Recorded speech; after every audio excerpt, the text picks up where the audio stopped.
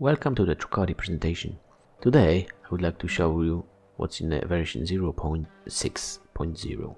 First, I would like to start with the manual.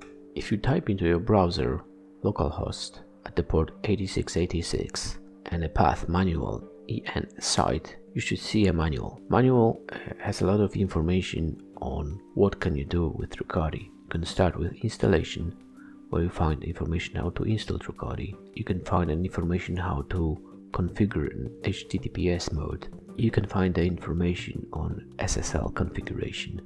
This means how you can configure a HTTPS mode, how to clone the repository, what you have to change, and how to run a TRACARDI with certificates inside the Docker container or outside the Docker container. You can also find information on how to run TRACARDI, so what is an action and how to use that action.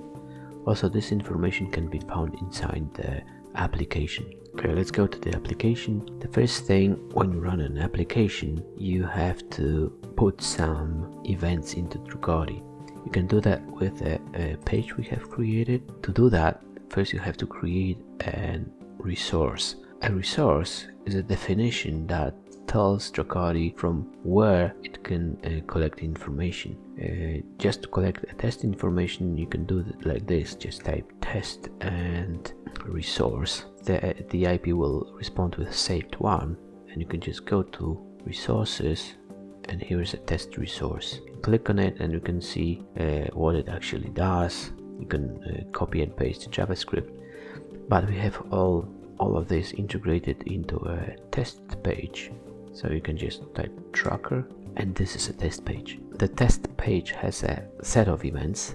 This actually is 4 events: purchase order, profile interest, profile view, and personal data. You can see how it looks like, and it sends it into TRACARDI. So here we go, you see 4 events that were sent to TRACARDI. Every time you refresh this page, those 4 events will be sent. You can see the response from the TRACARDI. You just filter and you have all 4 events recorded. So this is a very useful page. Okay, once we have events, you can just go to flows and create a new flow. The name it says test flow, and I will show you what's new in this version. First thing you will notice that there's a lot of new plugins. They are divided into groups. Plugins that deal with time, with machine learning, there are some connectors to the webhooks or databases, and there are some input-output nodes, and we always start with a start node. Once we have a start node, we can just go, and I will show you how to process data into profile. So the start node collects the data, but we would like to debug the data that comes into TRACARDI. So I will use a debug node.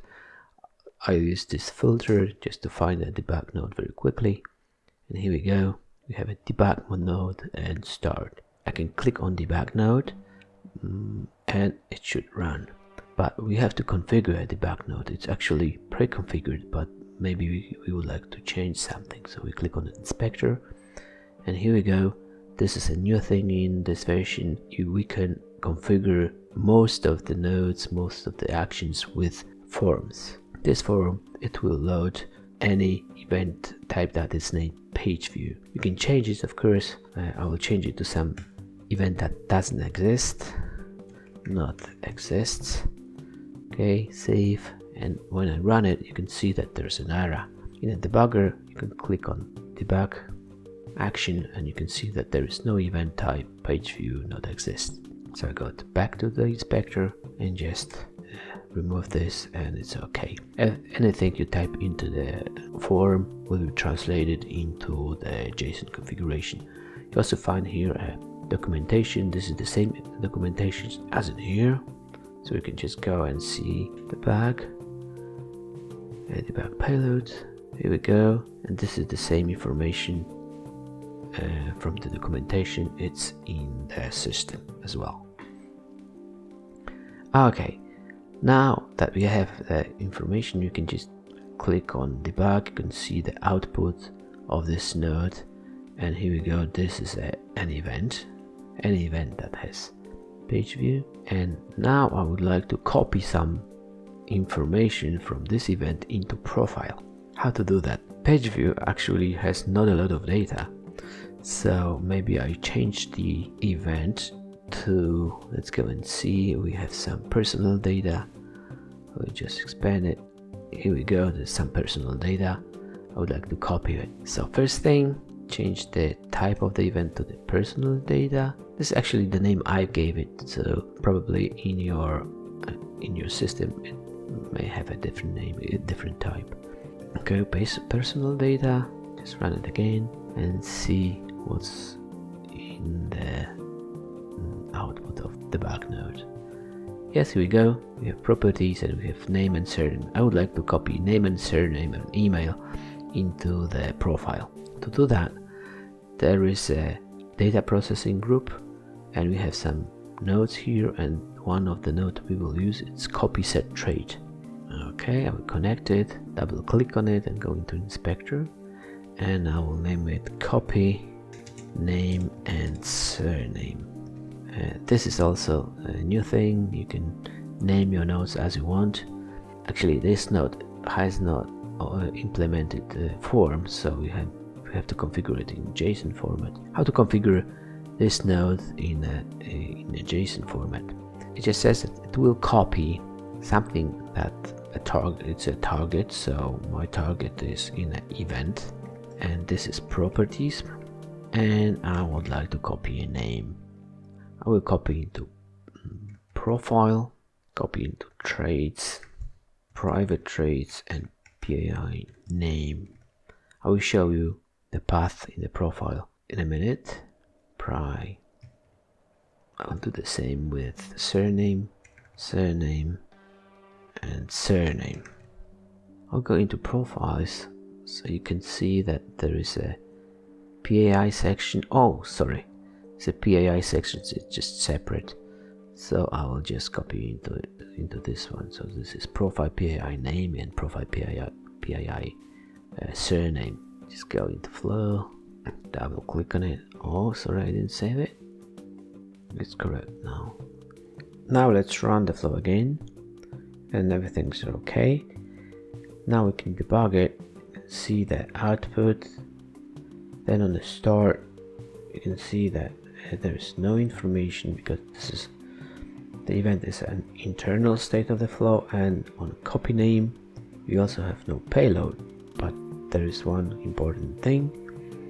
We can debug the internal state of the profile. Right now we can see this profile data, and we can debug it, and we can see that PAI name is Joe and surname is Doe. You can just go back on the start node, and you can see that in the profile data there is no data. So on this step there was no data. After copying the name and surname, we have data in PAI inside profile. Last thing we have to do, we have to update profile, and this is our flow that updates information on the user profile. Okay, now we can go to the profile and see if anything changed.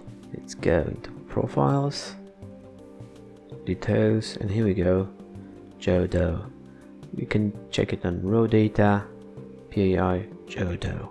We can see one event that happened.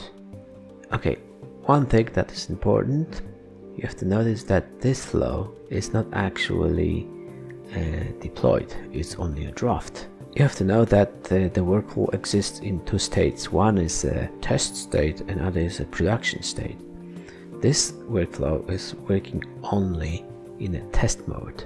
It copied the data because we run debug, but to run it in a production mode, that means that when this page executes, then you have to deploy it. You can see that right here on the execution we have nothing. Actually, nothing was executed. We are not updating profile in the production. To do that, we have to just go here and deploy this workflow.